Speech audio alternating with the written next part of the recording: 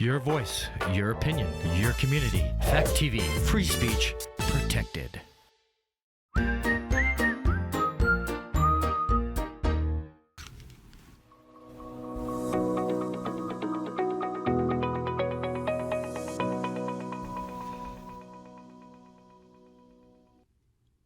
Thank you for watching. Welcome, Keene. My name is Aggie. Thank you for your time. Thank you for your support. Thank you for watching us. I really appreciate everyone and each of you. Today in our studio, very special guest, Mr. Ian Hefele is the Community Engagement Manager for the Multicultural Center in Southern Vermont. Ian was the Senior Admissions Counselor and Social Media and Marketing Coordinator at the School of International Training in Brattleboro, Vermont. He was also an Associate Director of Enrollment at the Stoneleigh Burnham School in Greenfield, Massachusetts from 2022 to 2023. And Ian loves the theater.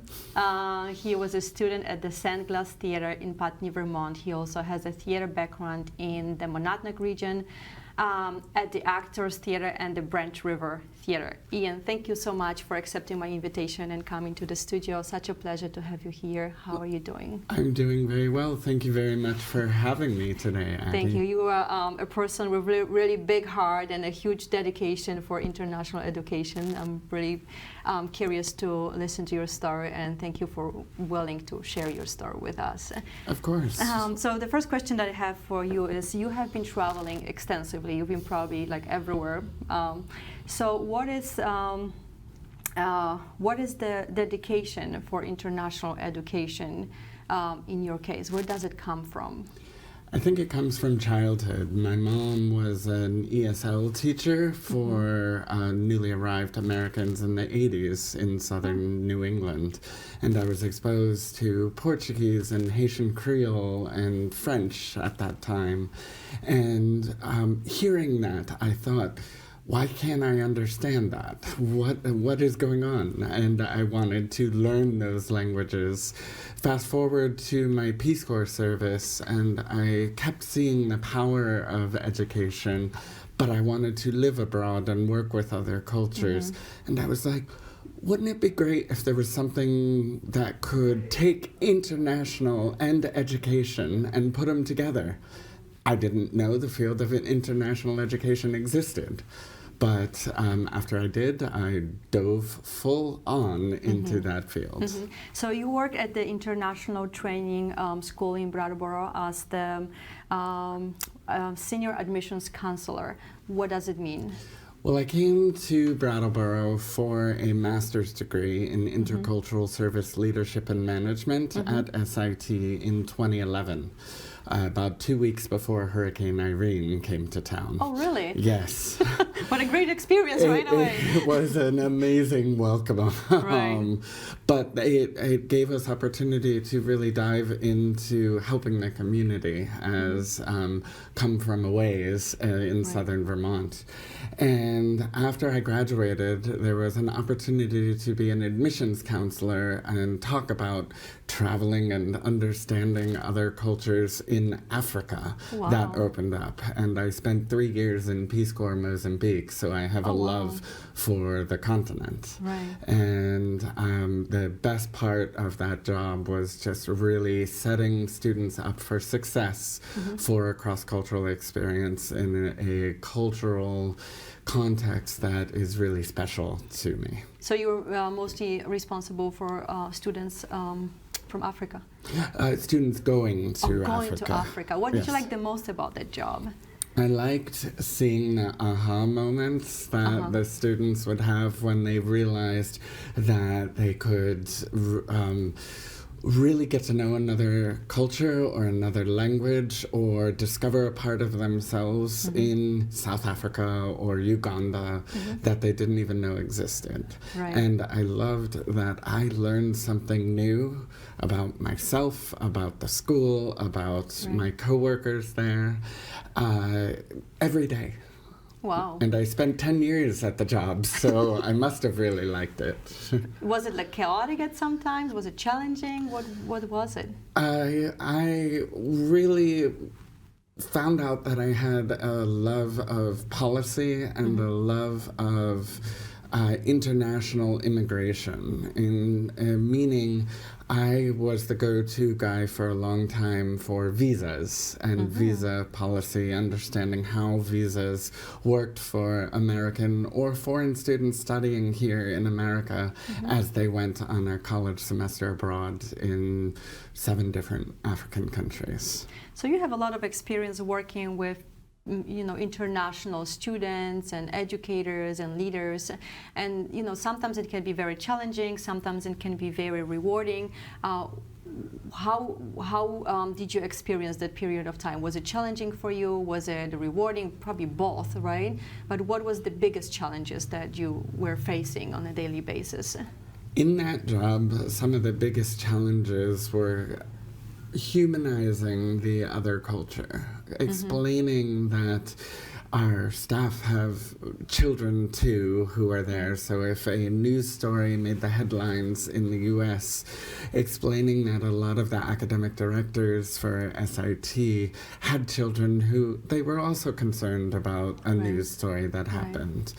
And then certain countries would change their policies in terms of visas and not let anyone know. So it was a moving target. And it must have been also very shocking to move to a different country that's culture and traditions are so different and not knowing the native language, right? Like, I'm assuming the students or whoever went there to study, it must have been pretty challenging to adapt to different environment.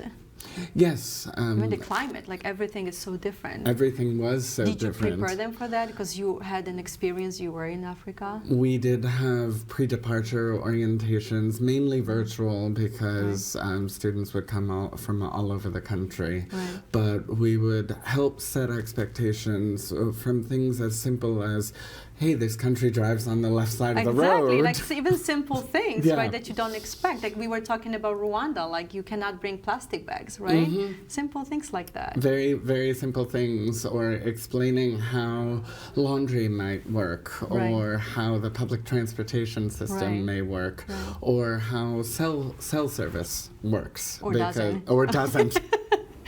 Hey, right over the river in Vermont, it doesn't sometimes.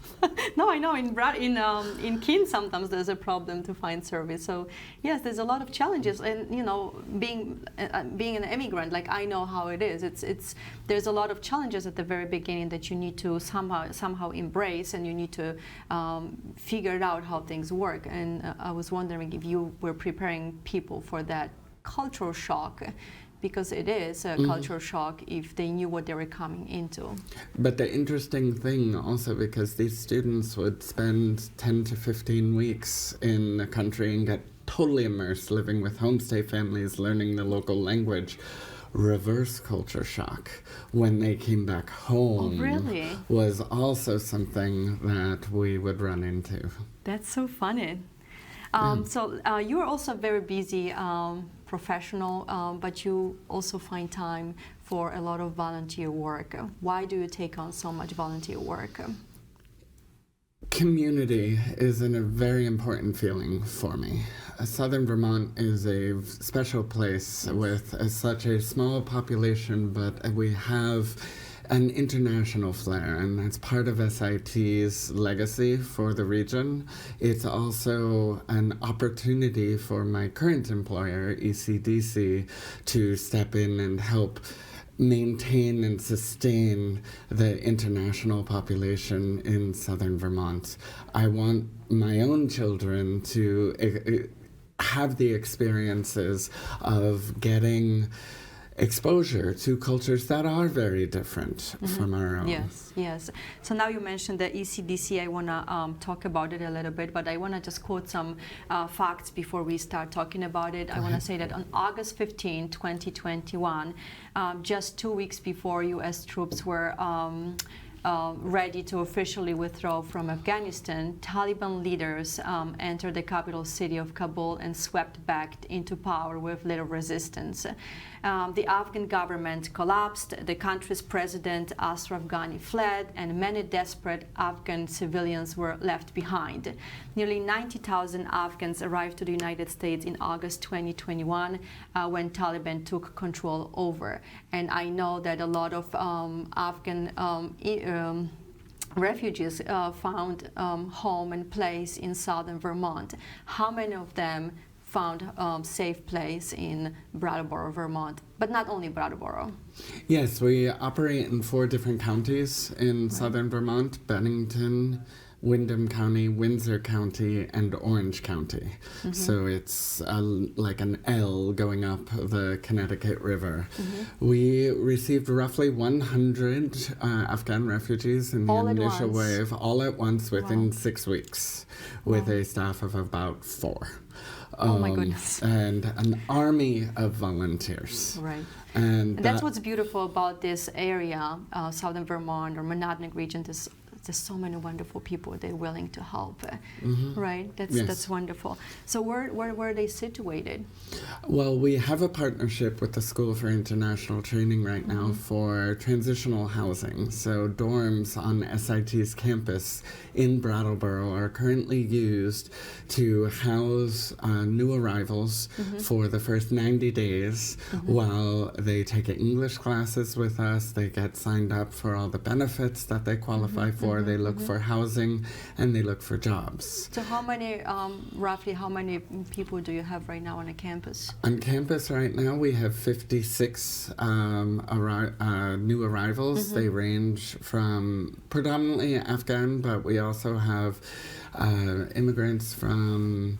We have refugees from the Congo, we have refugees from Yemen, from Syria, from the Central African Republic, and we also have the opportunity to offer services to any Ukrainian refugees who may come into the region. So what happened to the refugees that came in 2021? A good portion of them are still around. They're they got housing. They found housing and everything. They're living in apartments and houses around the region in Brattleboro or Bennington. Some of them do work for ECDC, and they work for our partner organization, BDCC, the Brattleboro Development Credit Corporation, and they are thriving members of the Brattleboro community. We mentioned the ECDC twice, so I just want to explain what it is because not everybody might be aware. The ECDC is the Ethiopian Community Development Center, right? So what is that organization and how that organization is involved in helping refugees? And this is also your employer, right? The Ethiopian Community Development Council was founded in 1983 in response to the situation in Ethiopia at the time. And they are one of 10 federally mandated refugee resettlement agencies in the country. So when Southern Vermont was designated a refugee resettlement site in July of 2021, so this was before Afghanistan fell to the Taliban. ECDC was one of the agencies that was involved in setting up or possibly setting up a satellite office in Southern Vermont. And it was ultimately decided that ECDC would be here. We are the refugee resettlement agency for Southern Vermont. And we work in partnership with USCRI, which has been around in northern Vermont as the Refugee Resettlement Agency for initially the entire state, but in 2021 we took over for Southern Vermont. That's great. That's a great story. So there's also, you are the engagement manager for the Multicultural Center in Southern Vermont that is part of ECDC, Correct. right? So what does the Multicultural Center in Southern Vermont do? What don't we do? Okay. The Multicultural Community Center is at 122 Bird Street in the old Estiville organ factory in Brattleboro. Yes. So we have classrooms for English language learners.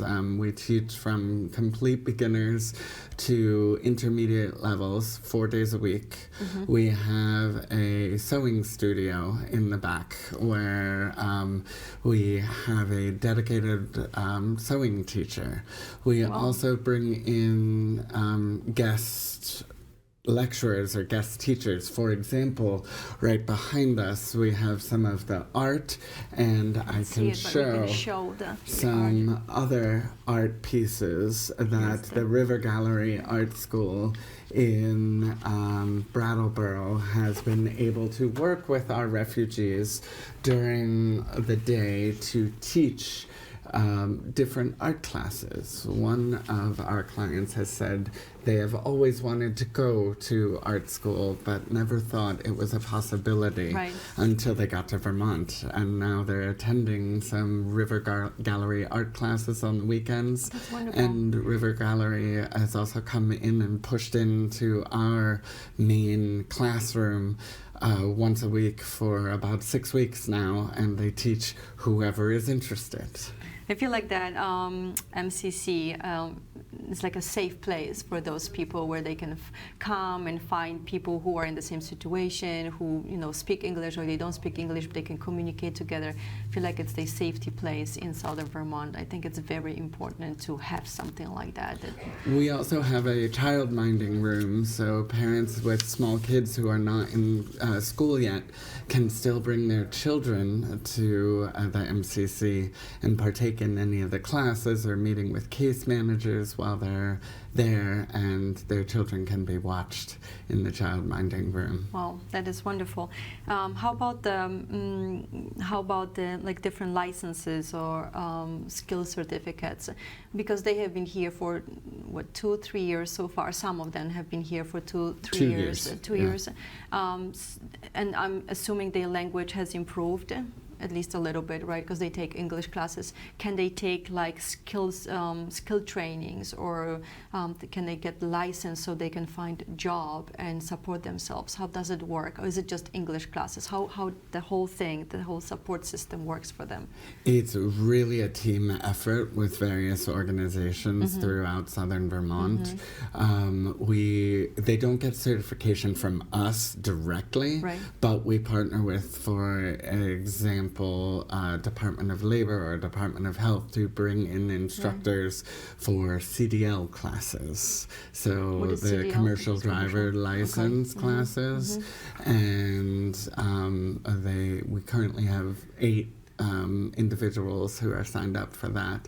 That's and great. That way they can get CDLs and maybe a driving job for one of the local bakeries or the grocer that's based both here in Keene, the wholesale grocer that's based both here in Keene and Brattleboro.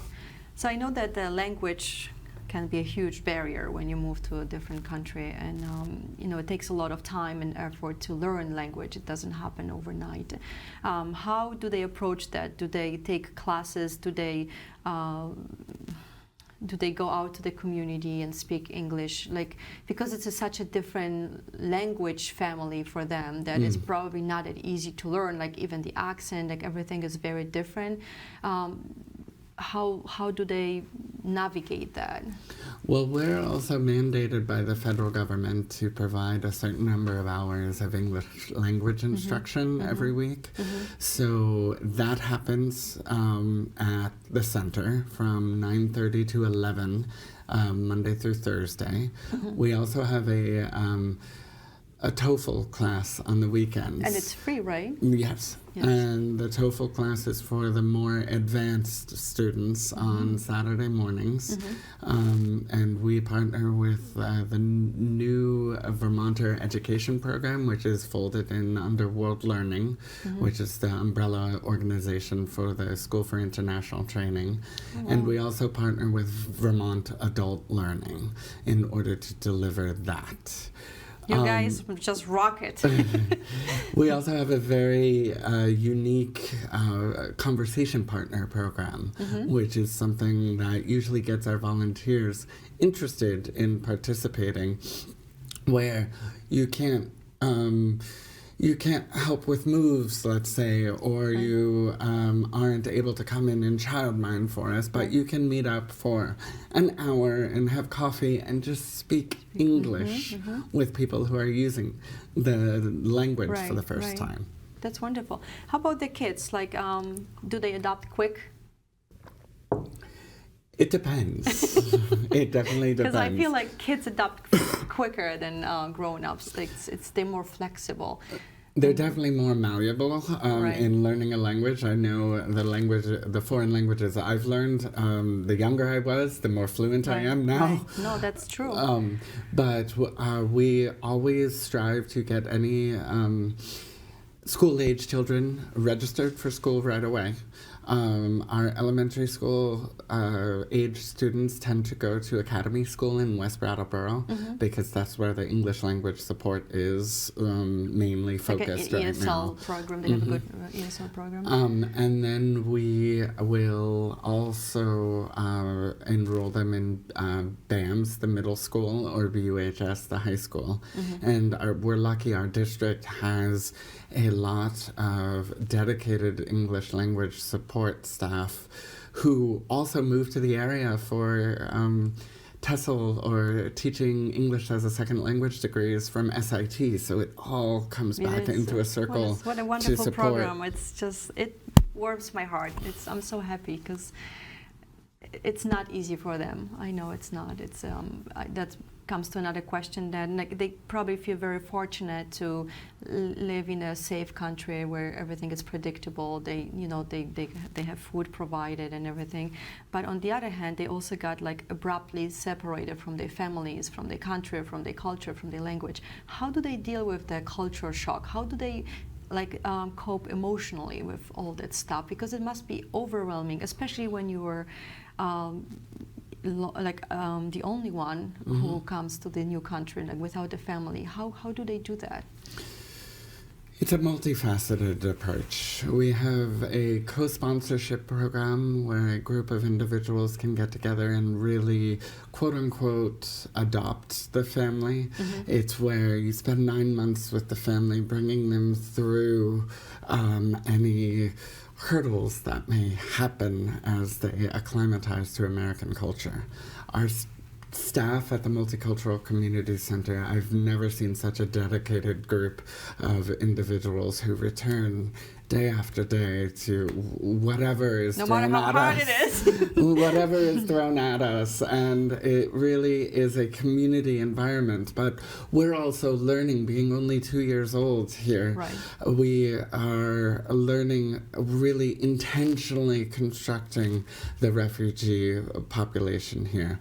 Like, we would really be hesitant to accept, let's say, a Vietnamese family because we don't have any other Vietnamese families in the region. So we're trying to really develop communities of Afghan culture or of Congolese culture or Eritrean culture. So they have social supports as well. But it also brings me back to our transitional housing model with SIT. A lot of times around the country, people arrive and they're either brought directly to their first rental, whether it's a studio or a one-bedroom, or they're put into motels in the region, which is not conducive to community building. Now, up at SIT, they're in dorms that have common rooms, that have kitchens, that have pantries. They do things together. They can do things together and get to know people who are also in the same boat. Oh my God, that is so helpful to have your own community and the safety place like the MCC, right? That you know that you can find help there, you can get the English classes, you can learn language, and then you have your own people. Exactly. Right? Exactly. So what, in your opinion, are the biggest struggles that the refugees are facing right now, being away from home? Is it like they don't have food that they're eating in Afghanistan or their own native country, or the language is the biggest struggle? What is the biggest struggle? Or it's just emotional, like feeling isolated from their families? What do you think? Isolation can be a thing. Right. I mean, we do live in a very rural community. Within the ECDC affiliate network, we are by far the smallest host community. Probably the warmest.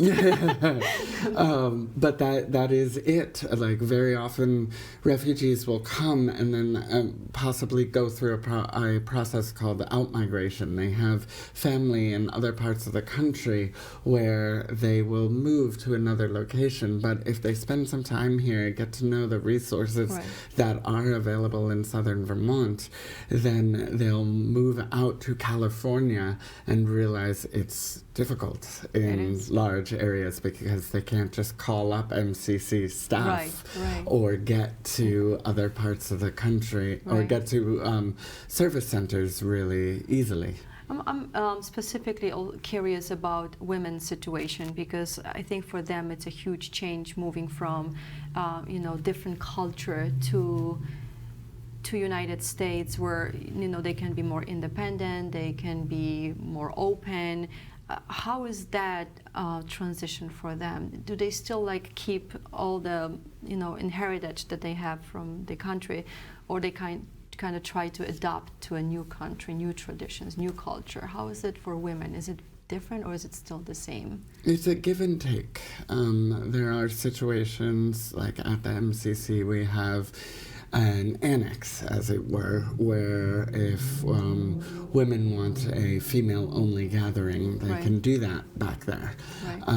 But we also are introducing them slowly to American culture. Exactly, and I believe it's a huge transition for them when you grow up, in a culture that's totally different for generations. Coming to a different culture that is so different, it must be challenging to transition to that. Yeah. It can be, but with the proper support, with the community that we are also building outside of our agency in Greater Southern Vermont, it can be done because that's an important thing. It's just a slow process. It is a slow process. It's not going to change or achieve the goal overnight. It's an incremental change, educating everyone who's involved. So the ideal is just to preserve the traditions and cultures from your own country and adapt to the new culture as well, right? Just like a sweet. And that's what my job is, to get out on moments like this. And find a sweet spot that there's a balance between your traditions and the new traditions. That would be probably the ideal thing. So how one can help all those refugees? How can we get involved? You can come and visit us at the Multicultural Center. It's important to realize the Multicultural... One more time, where is it? 122 Bird Street in Brattleboro, Vermont. We're in the old slate buildings, as it were. But the place is very beautiful. I visited and it's really beautiful. It's clean, it's spacious, it's very nice. I really like it, and it feels very warm. You can find us at ecdcvt.org. That's ecdcvt.org. You can reach out on Facebook as well. We're on Facebook at the Multicultural Community Center of Southern Vermont. We have a simple volunteer intake form where we ask you a couple of questions about what you're interested in doing. We have different tiered levels of volunteer experience, whether it's just offering driving or all the way up to a circle of support for certain individuals, to the co-sponsorship program, which is a federal program that we manage here in Southern Vermont as well. What supplies are the most needed? As you see right here, we're doing a sponsor a bin campaign because we have to provide any new arrivals with certain bins, whether it's kitchen supplies or dining room supplies or toiletries, or as you see here, cleaning products. There's also a little pamphlet right here that is on our Facebook page as well that are our regular donation requests, like new pillows, new comforters, new sheets, twin XL or above for cleaning the supplies sheets. are always needed, Cleaning right? That's supplies something are that, always that rotates needed. all the time, and you need it all the time. How about clothes? Clothes, we partner with an organization called Carry Me Home. They're based at the Center Church in downtown Brattleboro. It's the Center Congregational Church, and they really handle our clothing donations. Right now, they're probably transitioning, looking into spring and summer clothes, but kids' winter clothes like gloves and hats are And always socks, needed. probably. And socks, and socks. Where can you drop off the Clothing. clothes? I will have to. We can accept the clothing donations at the MCC between 9 and 5, Monday through Friday. But clothing donations really go to Carry Me Home, and their Facebook page has the posted hours. Any of the donations of what you may see here would come directly to the MCC Monday through Friday, 8 a.m. to 9 a.m. to 5 p.m. Okay, wonderful. Thank you. Thank you so much. Thank you for coming to the studio. Thank you for sharing your story. Thank you for telling us all about refugees, what you're doing in your center. I feel it's like very just wonderful. It's warming my heart, and I'm really thankful for what you're doing. Thank you so much for being my guest. I wish everybody a happy Valentine's Day. Please enjoy your day. Have a beautiful day with your loved ones. Thank you, Ian, so much. Thank you very much for having me, Aggie. I really appreciate it. Thank you.